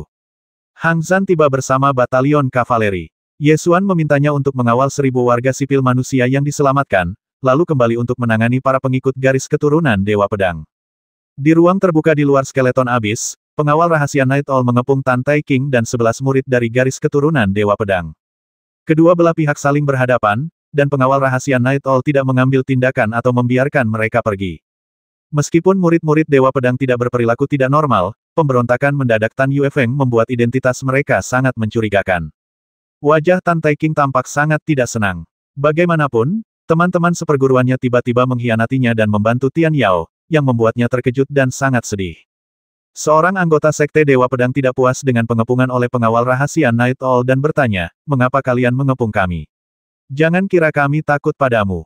Tan Yuefeng tiba-tiba memberontak dan membantu Ibel Surgawi. "Aku punya alasan untuk meragukan tujuan sebenarnya dari garis keturunan Dewa Pedangmu," kata Night Owl Dark Guard dengan dingin. Semua murid Dewa Pedang berbalik dan menatap Tan Tai King. Dalam garis keturunan Dewa Pedang, Tan Yuefeng adalah yang paling berbakat dan memiliki tingkat kultivasi tertinggi di antara generasi muda, tetapi yang memiliki status tertinggi adalah Tan Tai King. Tan Tai King adalah keturunan Dewa Pedang, jadi kelompok orang ini dipimpin olehnya. Tan Tai King tidak berbicara, dan mereka hanya berdebat dengan pengawal rahasia Night Owl dan tidak memiliki konflik apapun. Setelah Yesuan mengatur tugas batalion kavaleri, dia terbang. Seorang kapten dari Night Owl Dark Guard melangkah maju dan bertanya, "Tuan muda, bagaimana kita menghadapi orang-orang ini?" Yesuan berjalan mendekati Tan Tai King dan bertanya dengan ekspresi serius apakah Tan Yuefeng adalah murid dari garis keturunan Dewa Pedang. "Katakan yang sebenarnya." Tan Tai King memasang ekspresi tegas, dengan sedikit amarah di matanya, lalu mengangguk dan menjawab, "Ya, saya tumbuh di sekte ini dan tidak pernah pergi." "Apakah kamu tahu tentang tindakannya tadi?" Yesuan terus bertanya. Tan Tai King menggelengkan kepalanya. "Saya tidak tahu." "Lalu apakah kamu tahu mengapa dia melakukan hal itu?" Tan Tai King masih menggelengkan kepalanya. "Aku tidak tahu. Aku juga bingung sekarang, mengapa dia melakukan ini." Satu pertanyaan terakhir, apakah kau akan berdiri di pihak Ibel Surgawi? Tan Tai King mengangkat kepalanya dan menatapnya tajam, lalu berkata tegas, "Tidak mungkin." Yesuan berpikir sejenak, mengangguk dan berkata, "Aku bersedia mempercayaimu. Namun, mulai sekarang, kamu dan murid-muridmu tidak dapat lagi bertindak bersamaku. Aku tidak akan memberitahumu alasannya, kamu harus memahaminya." Raja Ibel ke-9 adalah penguasa Kunsutian. Kemunculannya berarti lokasi Kunsutian telah ditemukan. Tidak lama kemudian, Kapten Pengawal Rahasia Kelompok Pembasmi 7 kembali dan mengonfirmasi lokasi Kunsutian. Yesuan memerintahkan semua sekte Tanah Suci untuk berkumpul dan memasuki jurang tulang. Kunsutian Shenglen terletak di bagian terdalam skeleton abis. Medannya aneh dan sulit dilalui. Prajurit yang tidak memiliki kemampuan terbang tidak dapat mendekatinya sama sekali. Lebih dari selusin sekte suci termasuk Istana Li Huo, Sekte Yunlong, dan Sekte Tianjian berkumpul bersama, dan para tetua serta murid tingkat tinggi keluar dengan kekuatan penuh untuk mengepung Kunsutian. Tempat-tempat suci dan sekte-sekte yang datang untuk berpartisipasi dalam aksi ini, selain ingin memiliki dunia kecil di luar langit, alasan lain adalah untuk membalas kematian murid-murid mereka yang berbakat. Dalam pertempuran Danau Tianshui, Raja Ibel ke-9 menyembunyikan identitasnya dan memasuki perbendaharaan Dewa Pedang, yang akhirnya menyebabkan kematian banyak murid berbakat dari sekte-sekte tersebut dan membuat marah tempat-tempat suci dan sekte-sekte tersebut. Karena alasan inilah Kunsutian menjadi sasaran kritik publik. Pada bagian terdalam skeleton abis, terdapat sebuah jurang tanpa dasar yang menukik vertikal ke bawah dan dasarnya gelap gulita. Setelah dilacak oleh pengawal rahasia Night Owl dari kelompok 7 pembasmi, dipastikan bahwa Raja Ibel generasi ke-9 dan Raja Ibel Yama akhirnya memasuki jurang maut ini. Sekte-sekte suci utama terbang ke langit dan tiba di atas jurang maut. Titik titik titik. Titik titik titik. Beberapa orang sakti dari Tanah Suci menggunakan kekuatan gaib mereka masing-masing untuk menjelajah dan segera memastikan bahwa memang ada dunia kecil di luar langit dalam jurang tak berdasar tersebut. Para tetua di setiap Tanah Suci bersiap mengeluarkan perintah untuk menyerang Kun Sutian. Tepat pada saat itu, terdengar suara gemuruh dari utara. Semua orang melihat ke arah suara itu dan segera melihat titik-titik hitam kecil muncul di cakrawala dan terbang ke arah mereka. Titik-titik hitam kecil ini dengan cepat membesar dan terbang mendekat, tiba-tiba muncul sebagai setan surgawi. Di tanah, ada lebih banyak lagi penunggang binatang ibel surgawi. Raungan dan geraman mereka menjadi semakin jelas. Para penunggang binatang itu berlarian di tanah, membuat suara gemuruh. Itu adalah penunggang binatang ibel langit, pasukan ibel langit datang. Jumlah mereka semakin banyak. Saya khawatir jumlahnya mencapai puluhan ribu. Lebih dari itu, masih banyak yang tertinggal, sedikitnya 50.000. Meskipun sebagian besar prajurit tingkat tinggi yang dikirim oleh Tanah Suci dan Sekte Utama memiliki kekuatan tempur rata-rata yang kuat, jumlah mereka tidak banyak, hanya lebih dari 1000. Menghadapi begitu banyak penunggang binatang ibel surgawi, dia langsung merasakan tekanan luar biasa. Kita hanya punya 1000 orang. Apakah kita akan melawan 50.000 Sky Demon Beast Reader? Bahkan jika kita mencoba yang terbaik, kita akan kelelahan sampai mati, kan? Namong Pingsu adalah perwakilan dari Tanah Suci kali ini. Ia segera mendatangi Yesuan dan berkata, pasukan ibel surgawi telah muncul. Ini tidak ada dalam rencana awal. Yesuan mengangkat tangannya, memberi isyarat padanya untuk tidak melanjutkan, dan berkata ini sudah diduga, tunggu dan lihat saja. Tepat saat dia selesai berbicara, terdengar suara gemuruh kuku kuda dari arah timur. Seluruh kavaleri manusia muncul di ufuk timur dan melancarkan serangan kelompok, seperti embusan angin yang menyapu bumi, mencegat kavaleri binatang ibel langit secara horizontal. Kavaleri manusia ini sebenarnya adalah kavaleri Dewa Angin. Su Changlin menjadi komandan kavaleri ini dan dipromosikan menjadi Jenderal Yunhu, satu tingkat lebih tinggi dari Jenderal Tianlang. Su Changlin memimpin serangan, dan energi sejati yang dilepaskannya bagaikan anak panah tajam, menembus sisi kiri para penunggang binatang ibel langit, menembus para penunggang binatang ibel langit dengan momentum yang tak terhentikan, dan membelah mereka menjadi dua. Setelah kavaleri binatang ibel langit ditembus oleh kavaleri besi Dewa Angin, separuh bagian belakang terpaksa berhenti. Kavaleri yang kehilangan kecepatannya bagaikan ikan di atas talenan. Kavaleri besi Dewa Angin menyerang maju mundur, membasmi banyak kepala pasukan ibel langit. Setelah menerima perintah, ibel surgawi di langit segera mengangkat panah ibel surgawinya dan menyerang kavaleri Dewa Angin di bawah. Batalion kavaleri pemberani yang dipimpin Hang Zhan segera menyerbu, memasang busur silang raksasa di kereta perang lapis baja mereka, dan melepaskan hujan anak panah, menembak jatuh para setan surgawi dari langit satu persatu. Pertarungan kacau terjadi antara tentara Long Yuan dan tentara Tianyao, dan area di luar skeleton abis sekali lagi menjadi medan perang. Ketika Namong Pingsu melihat pemandangan ini, dia langsung merasa lega. Meskipun sekte-sekte Tanah Suci yang berkumpul telah mengirimkan para tetua dan murid dengan tingkat kultivasi yang sangat tinggi, jumlah mereka tidak dapat dibandingkan dengan pasukan. Sekarang tentara Long Yuan berhadapan dengan tentara Tianyao, orang-orang kuat dari Tanah Suci dapat berkonsentrasi menyerang Kun Sutian. Dibandingkan dengan pasukannya, jumlah orang kuat dari Tanah Suci yang hadir memang sedikit, tetapi lebih dari cukup untuk menyerang Tanah Suci klan Setan Langit. Namong Pingsu mengambil inisiatif dan berkata, mari kita mulai. Kalahkan Kun Sutian. Yesuan menatap pengawal rahasia Night Owl di sampingnya dan berkata, siapkan formasi dan buka pintu masuk. Tim pengawal rahasia Night Owl segera mengeluarkan perlengkapan formasi, menyebar sesuai posisi yang ditandai pada diagram formasi, dan mendirikan mata formasi di posisi yang sesuai. Dalam waktu kurang dari 1/4 jam, formasi itu terbentuk dan cahaya berangsur-angsur cerah. Satu demi satu, jimat formasi berkumpul bersama, dituangkan ke dalam lubang tanpa dasar, dan mulai menyerang penghalang kekosongan Kun Sutian. Di bawah pengaruh energi formasi, retakan kekosongan perlahan-lahan muncul di lubang tanpa dasar. Retakan itu terus meluas dan berangsur-angsur berubah menjadi gerbang kekosongan. Energi formasi terus dikeluarkan, akhirnya membuka gerbang kehampaan selebar 10 kaki. Melalui gerbang kehampaan ini, seseorang sudah dapat melihat situasi di Kun Sutian. Kun Sutian adalah dunia kecil yang sangat teratur di luar langit, dan semua istana serta paviliun dibangun di tanah datar. Gaya arsitektur istana dan paviliun sangat kuno, dan orang bahkan dapat melihat beberapa jejak zaman kuno. Ruang di dunia kecil Kun Sutian sangat teratur, seolah-olah diciptakan oleh orang kuat dengan kekuatan magis tertinggi, sama sekali berbeda dengan kota Void. Ketika Namong Pingsu melihat pintu kehampaan telah terbuka, dia segera mengeluarkan harta karunnya, berteriak keras, dan bergegas ke dunia kecil Kun Sutian bersama sekelompok orang kuat dari Tanah Suci. Kun Sutian telah membuat persiapan sejak lama. Begitu orang-orang kuat dari Tanah Suci memasuki dunia kecil Kun Sutian, mereka menghadapi serangan yang ganas. Namong Pingsu dan yang lainnya telah mengantisipasi hal ini dan mengeluarkan senjata berharga mereka untuk bertarung. Di dunia kecil Kun Sutian, perang tiba-tiba pecah dan sangat sengit sejak awal. Setelah semua orang kuat dari Tanah Suci bergegas ke Kun Sutian, Tan Taiking terbang dari kejauhan seperti cahaya pedang dan bergegas menuju pintu masuk dunia kecil, diikuti oleh 11 murid Dewa Pedang. Ye Xuan hendak memasuki Kun Sutian ketika dia berbalik dan melihat Tan Taiking. Sebelum dia bisa mengatakan apapun, dia menjelaskan sesuatu terlebih dahulu. Aku memperjuangkan hakku, kamu memperjuangkan hakmu, dan kita tidak saling mengganggu. Sebelumnya, karena pemberontakan Tan Yuefeng, Ye Xuan, sebagai pemersatu, harus bertanggung jawab atas tim, jadi dia meminta semua murid dari garis keturunan Dewa Pedang untuk meninggalkan tim.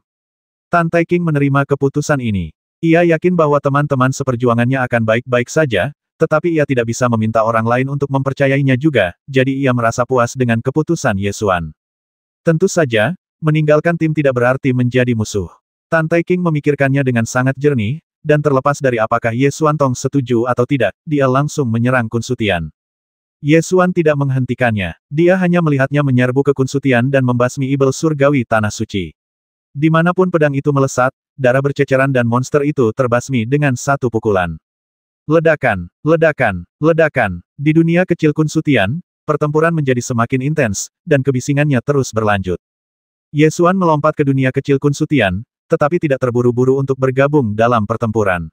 Sebaliknya, dia melihat sekeliling dan mengamati situasi. Meskipun pedang itu telah menembus tubuh leluhur Ibel Suci sebelumnya, Raja Ibel generasi ke-9 masih mengambil tubuh yang hancur itu. Untuk menghindari perubahan yang tidak terduga, akan lebih aman untuk menemukannya. Di dunia kecil Kun Sutian, orang-orang kuat dari berbagai tempat suci dan setan surgawi saling bertarung. Selain murid-murid Kun Sutian, para Ibel surgawi yang menjaga Kun Sutian juga mencakup sejumlah besar pasukan penyergap dari Departemen Turun Dewa yang dibawa oleh Raja Ibel Yama. Selain itu, banyak formasi serangan didirikan di Istana Kun Sutian, sehingga umat manusia tidak menang dan pertempuran menjadi semakin intens. Ye Xuan melirik sekelilingnya dan merasakan dengan indera spiritualnya bahwa ia mendeteksi gelombang energi aneh yang datang dari aula pusat Kun Sutian. Fluktuasi energi semacam ini belum pernah terlihat sebelumnya, sangat jahat, dan sangat mirip dengan fluktuasi yang dihasilkan oleh semacam teknik rahasia. Ye Xuan segera menerobos blokade Ibel surgawi dan terbang menuju aula tengah. Aula pusat Kun Sutian sangat megah, seperti istana dinasti Ibel surgawi di zaman kuno. Di depan pintu aula tengah ada tim pengawal Ibel surgawi yang berjaga. Tim pengawal Ibel surgawi ini beranggotakan 30 orang, dan kapten dari pengawal Ibel surgawi yang memimpin telah mencapai alam Martial Saint. Ibel Langit yang berada di level Martial Saint memiliki status yang sangat tinggi di negara kuno Ibel Langit, meskipun dia bukan seorang bangsawan. Hanya Raja Ibel Langit yang sangat kuat yang mampu memiliki pengawal setingkat ini. Titik. Ye Xuan terbang turun sambil mengendarai cahaya pedang. Pasukan pengawal Ibel surgawi meraung dan mengangkat tombak mereka siap bertarung. Ye Xuan bahkan tidak melihat ke arah tim pengawal ini. Dia dengan santai mengeluarkan energi pedang, memotong 30 pengawal Ibel surgawi menjadi dua, bersama dengan kapten pengawal Ibel surgawi yang berada di level Martial Saint, dengan satu pedang. Darah muncrat keluar, seketika mengubah pintu aula utama menjadi genangan darah. Ye Xuan berjalan di tanah yang tidak ternoda darah dan memasuki aula tengah. Di aula utama, roh Raja Ibel ke-9 duduk di singgasana di sebelah utara. Ada genangan darah di tengah aula, dan di atas genangan darah itu, tubuh leluhur Ibel suci yang hancur melayang di udara. 12 pendeta Ibel surgawi mengelilinginya, melakukan beberapa teknik rahasia, menyemburkan energi sejati yang aneh dan jahat, yang dituangkan ke dalam tubuh leluhur Ibel suci. Leluhur Ibel suci dibasmi oleh Dewa Pedang Xuan Li Ge di zaman kuno dengan satu pedang, dan jiwanya hancur. Namun saat ia meninggal, api Ibel hitam yang meletus membakar semua materi di sekitarnya menjadi kristal hitam, yang mengembun menjadi peti mati kristal, mengawetkan tubuhnya. Jiwa leluhur Ibel suci telah lama dimusnahkan dan tidak dapat dibangkitkan. Raja Ibel ke-9 ingin mendapatkan tubuh ini, jelas bermaksud menggunakannya untuk mengambil alih tubuh orang lain. Namun, dapatkah tubuh yang telah mati selama jutaan tahun benar-benar dihidupkan kembali? Ye Xuan awalnya skeptis, tetapi ketika dia melihat teknik rahasia jahat yang dilakukan oleh 12 pendeta Ibel surgawi, dia tiba-tiba merasa bahwa ini benar-benar mungkin. Pada saat ini, aliran darah di kolam darah sedang dihisap ke dalam tubuh leluhur Ibel suci. Lubang besar di dadanya sembuh dengan kecepatan yang terlihat oleh mata terbuka di bawah nutrisi darah. Ketika Ye Xuan melihat pemandangan ini, dia mengangkat alisnya dan langsung ingin bergegas masuk. Namun, baru saja dia melangkah, dia menabrak penghalang. Ye Xuan memperhatikan dengan saksama dan segera menemukan bahwa aula itu ditutupi oleh penghalang.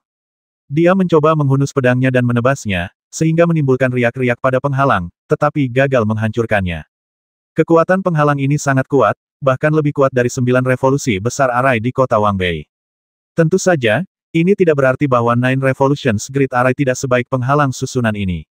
Keduanya tidak berada pada level yang sama. 9 revolusi Arai Agung melindungi seluruh kota Wangbei. Arai ini puluhan ribu kali lebih besar dari penghalang Arai Aula ini.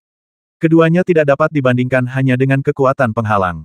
Tentu saja, pertahanan penghalang formasi ini juga sangat kuat dan sulit ditembus dalam waktu singkat. Raja Ibel generasi ke-9 yang berada di atas tahta melihat Ye Xuan dan mencibir, jangan buang-buang energimu. Penghalang formasi ini berasal dari senjata kuasi Kaisar Kun Sutian dan mengandung hukum kehampaan. Itu bukanlah sesuatu yang bisa dipatahkan oleh semut sepertimu. Ye Xuan menyipitkan matanya sedikit, tidak terkejut dengan ini. Lagi pula, Kun Sutian merupakan salah satu tempat suci tertua milik klan Tianyao, jadi wajar saja jika tempat itu memiliki harta karun yang kuat. Namun, ketika Raja Ibel ke-9 muncul sebagai penguasa surga Kunsu, dia tidak menggunakan senjata kuasi kekaisaran ini, yang berarti dia tidak dapat sepenuhnya mengerahkan kekuatan senjata kuasi kekaisaran ini, setidaknya tidak dalam kondisinya saat ini. Secercah cahaya melintas di mata Ye Xuan, dan dia berkata dengan tenang itu hanya senjata semi kekaisaran. Apakah kamu begitu yakin bahwa aku tidak bisa menghancurkannya? Raja Ibel generasi ke-9 mencibir, jangan berpikir bahwa kau benar-benar tak terkalahkan hanya karena kau memiliki senjata kaisar. Semut sepertimu bahkan tidak dapat mengerahkan 1/10.000 kekuatan senjata kaisar. Adalah mimpi yang bodoh untuk berpikir bahwa kau dapat menembus penghalang ini dengan kultivasi alam bela diri suci. Lalu mengapa kau melarikan diri setelah dipukuli olehku? Sementara Ye Xuan berbicara, dia dengan hati-hati melihat sekeliling, mencoba menemukan kelemahan penghalang ini. Ekspresi Raja Ibel generasi ke-9 langsung berubah agak jelek. Dia memang telah melarikan diri kembali, dan jika dia berlari lebih lambat, dia akan berada dalam bahaya kematian. Ketika dia memikirkan kekuatan pedang yang mengerikan sebelumnya, dia merasa sedikit takut. Namun, ekspresi dingin dan arogan di wajahnya segera kembali. Jangan terlalu puas diri. Nanti, saat aku mendapatkan tubuh leluhur Ibel suci, tubuh itu akan menampung jiwaku yang paling kuat. Saat waktunya tiba, aku akan menggunakan senjata kuasi kaisar dan membasmimu 1000 kali hanya dengan jentikan jariku. Raja Ibel generasi ke-9 menunjukkan kesombongan. Ye Xuan menggunakan indera ilahinya untuk menyelidiki penghalang itu dengan saksama dan menemukan bahwa penghalang ini memang berbeda dari formasi biasa. Sebaliknya, penghalang ini didasarkan pada senjata semi kekaisaran dan penghalang yang dilepaskan tidak dapat dihancurkan dengan cara biasa menghancurkan formasi. Jika penghalang ini adalah formasi susunan, dengan kitab formasi susunan, hanya masalah waktu saja untuk menemukan cara memecahkannya. Tetapi penghalang ini dilepaskan oleh tentara kuasi kekaisaran, dan sangat sulit untuk ditembus. Karena kita tidak bisa menggunakan formasi untuk menerobosnya, kita hanya bisa menyerbu masuk. Mungkinkah penghalang yang diciptakan oleh senjata kuasi kekaisaran tidak dapat ditembus bahkan oleh sepasang senjata kekaisaran? Tatapan mata Ye Xuan tiba-tiba menjadi tajam. Dia melangkah mundur, mengangkat energi sejatinya, dan melepaskan rumah harta karun Dewa Pedang. Di udara, puncak gunung es dari rumah harta karun Dewa Pedang terungkap, dan pasukan tentara kekaisaran yang kuat menyebar. Ye Xuan perlahan mengangkat telapak tangannya, mengaktifkan teknik pedang surgawi, memadatkan cahaya pedang biru tua di depan telapak tangannya, dan melepaskan pedang itu lagi. Ketika Raja Ibel ke-9 melihat cahaya pedang biru tua lagi, secercah ketakutan melintas di matanya. Kekuatan kedua prajurit kekaisaran itu terlalu mengerikan. Meskipun dia dilindungi oleh penghalang, dia masih merasa takut. 12 pendeta Ibel surgawi yang sedang melakukan seni rahasia juga merasakan aura mengerikan yang dipancarkan oleh dua prajurit kekaisaran.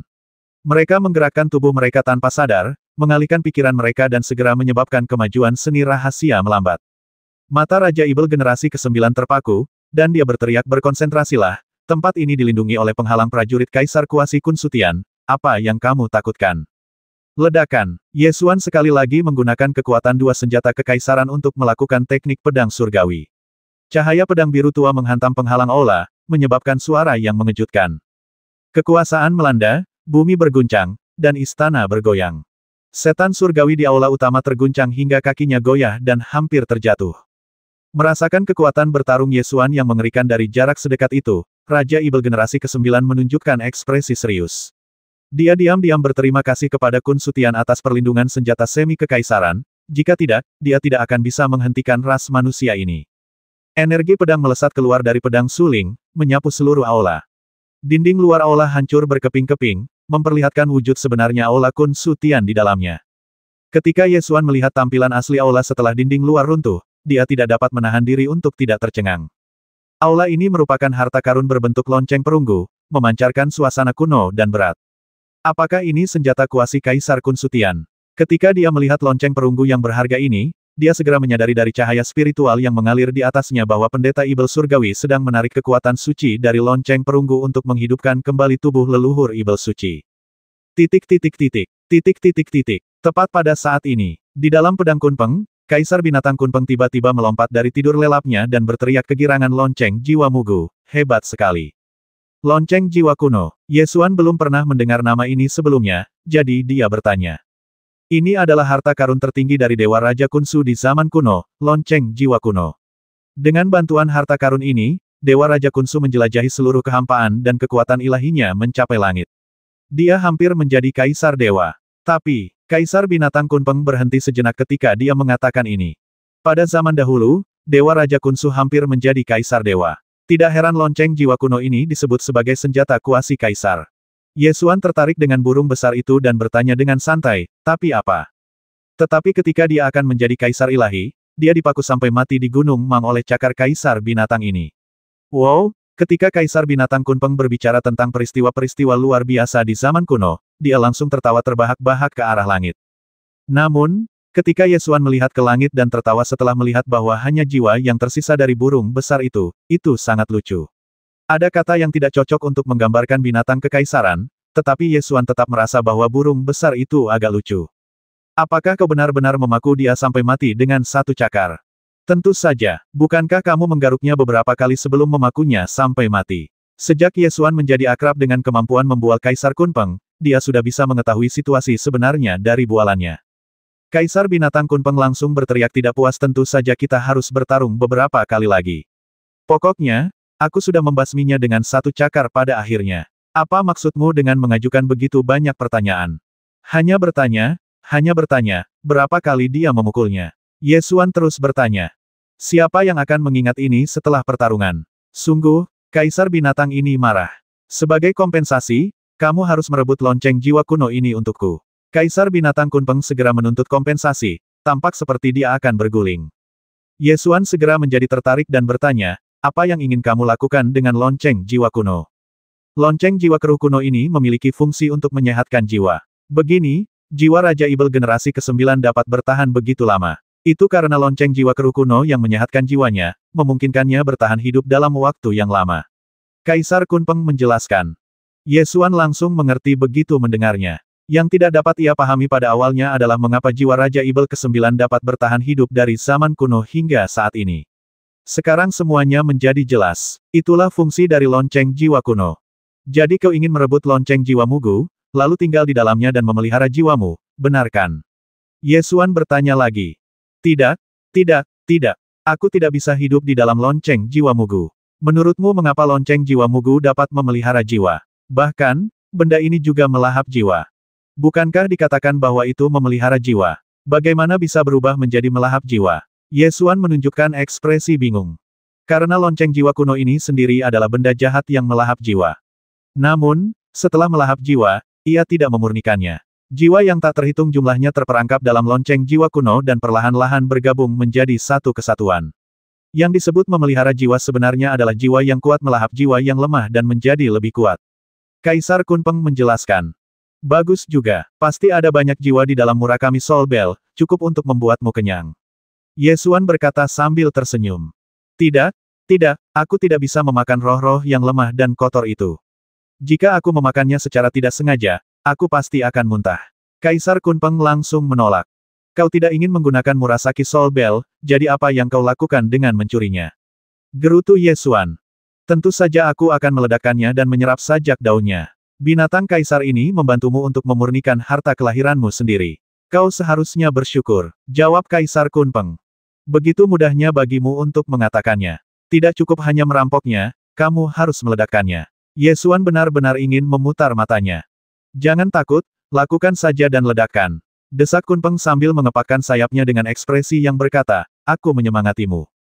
Karena mereka harus bertarung, Ye Xuan tidak peduli dengan hal lain. Dia mengendalikan harta karun Dewa Pedang untuk memperlihatkan dua sudut gunung es dari kehampaan, melepaskan puluhan ribu pedang terbang, yang berubah menjadi hujan pedang dan menyerang lonceng jiwa Mugu dengan ganas, menyebabkan suara bum-bum-bum yang keras. Lonceng jiwa kuno yang keruh merupakan aula utama Kunsutian, tempat Raja Ibel ke-9 dan 12 pendeta Ibel Surgawi menampilkan seni rahasia mereka. Dengan senjata kuasi kekaisaran yang melindunginya, dia seharusnya cukup aman. Tetapi saat Ye Xuan melancarkan serangan dahsyat, terjadilah situasi yang membuat para setan surgawi ini gila. Lonceng jiwa kuno merupakan lonceng perunggu. Jika seseorang menggunakan puluhan juta artefak berharga untuk memukul lonceng perunggu secara gila-gilaan, apa yang akan terjadi pada orang yang berada di dalam lonceng tersebut? Pasti gila. 12 pendeta Ibel yang memimpin seni rahasia jahat itu kini hampir gila.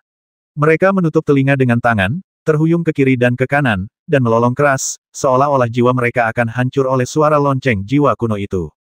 Ah, Ye Xuan tidak dapat menahan tawa ketika melihat situasi di dalam lonceng jiwa kuno. Kalian benar-benar pandai bermain. Kalian benar-benar bersembunyi di dalam lonceng perunggu.